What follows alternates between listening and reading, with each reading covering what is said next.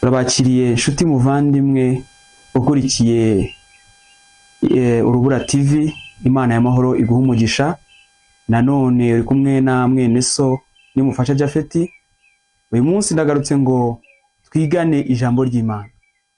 Ngira ngo tugeze mu bihe byiza byo kuba twakwegera Imana birushijeho, kuko biragaragara neza ko Imana Data wa twese ari hafi kugaruka. Dukeneye rero kwitegura kugira ngo tuzamusanganire kandi twishimye. Uyu munsi ufite icyigisho gifite insanganyamatsiko ivuga ngo inzara irusha izindi kuba mbi. Ese muvandimwe wowe nkurikiye kuri Urubura TV, witeguye ute inzara irusha izindi kuba mbi? Dusenge. Data mwiza, mwungere ubugingo bwacu, twongeye kuza imbere yawe tugushimira. Turagushimira ko tugimeye ku mwuka wawe w'abazima, izina ryawe nirihabwe icyubahiro. Mana nkuru, Mana ishobora byose, tugize umwanya mwiza wo kwiga ibyanditswe byera. Turakwinginze ngo umwuka wawe wera aze kumanuka abane natwe, kandi umuntu ari we wese uri bukurikire kino cyigisho kize kugira aho kimukura naho kimugeza, mu buryo duhe twiteguye kugaruka kwawe. Ndarikiye buri wese uzareba kino cyigisho ko kizamukomeza, kandi Data kizagarura intama nyinshi zazimiye kuri wowe. Isabye mbyizeye mu izina ryera rya Yesu Kristo, amen. Nkuko nari maje kubivuga, icyigisho cyacu gifite umutwe cyangwa se insanganyamatsiko ivuga ngo inzara irusha izindi kuba mbi.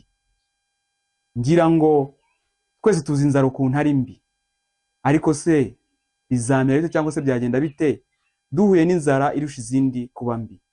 Ese uratekereza iyo nzara ari iyihe? Ese muvandimwe, ngewe nawe turebye nabi iyo nzara ntiyaza tugeraho, ariko birakwiye ko twirinda iyo nzara kandi tukitegura n'igihe yaba iteye uko twaba tumeze. Ese inzara irusha izindi kuba mbi iramutse ije, naba narahunitse ibingana iki? Naba mfite ibishobora kuntunga cyangwa se inzara yamitana? Reka tudatinze tujye mu byanditswe byera.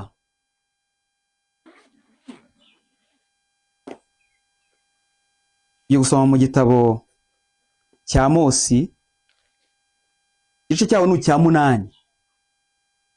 Igice cyaho ni icya 8. Tugiye gusoma muri Amosi guhera ku murongo waho wa 11. Tugiye kureba noneho iyo nzara ibyanditswe ivuga ni iyihe. Ese iyo nzara koko ishobora kuba ariyo irusha izindi kuba mbi? Reka dukurikire turebe icyo ijambo ry'Imana rivuga kuri iyi nzara irusha izindi kuba mbi. Utega amatwi ukurikire, nusanga iyo nzara ishobora kugeraho, ushaka uburyo nawe wahunika bigishoboka. Ushaka uburyo wahunika bigishoboka ko umuntu ashobora guhaha bigakunda. 11 aravuga ngo dore iminsi izaza, niko Uwiteka Imana ivuga, nzateza inzara mu gihugu, ntizaba ari inzara y'ibyo kurya cyangwa inyota cyangwa gushaka amazi, ahubwo azaba ari iyo kumva amagambo y'Uwiteka. Uwo ni umurongo wa 11. Dore iminsi izaza, niko Uwiteka Imana ivuga. Ni Imana ivuga, ntabwo ari njye, nta nubwo ari Amosi wanditse iki gitabo. Ni Imana yavugiye muri Amosi, bivuze ngo ni Imana yavuze. Imana iravuga ngo nzateza inzara mu gihugu, ntizaba ari inzara y'ibyo kurya cyangwa inyota yo gushaka amazi, ahubwo izaba ari inyota yo kumva amagambo y'Uwiteka. Iyo ni inzara igendanye n'inyota, ni inzara yo gushaka kumva ijambo ry'Imana. Ibyanditswe duca amazi, ibibwiza duca amazi, hari igihe kizagera tugira inzara yabyo, tubishake tubibure. Ijambo niko rivuga. 12. Kandi bazajarajara bava mu nyanja imwe bajya ku yindi, bava ikasikazi bajya iburasirazuba, bazakubita hirya no hino bashaka ijambo ry'Uwiteka be kuribona. Nshuti muvandimwe ukurikira Urubura TV, ngira ngo urabona ko bizageraho umuntu ajarajara. Njye ku YouTube imbura ijambo, ndebe umupasiteri mubure, ndebe umubwiriza butumwa mubure, njarajare ndi gushaka ibyanditswe, njarajare ndi gushaka Imana. Bivuze ngo gushaka Imana ntibizaba bigishoboka, gushaka ibyanditswe ntibizaba bigishoboka, kuko ijambo ritubwiye ko abantu bazajarajara, abantu baziruka hirya no hino bashaka umuremyi wabo ariko be kumubona.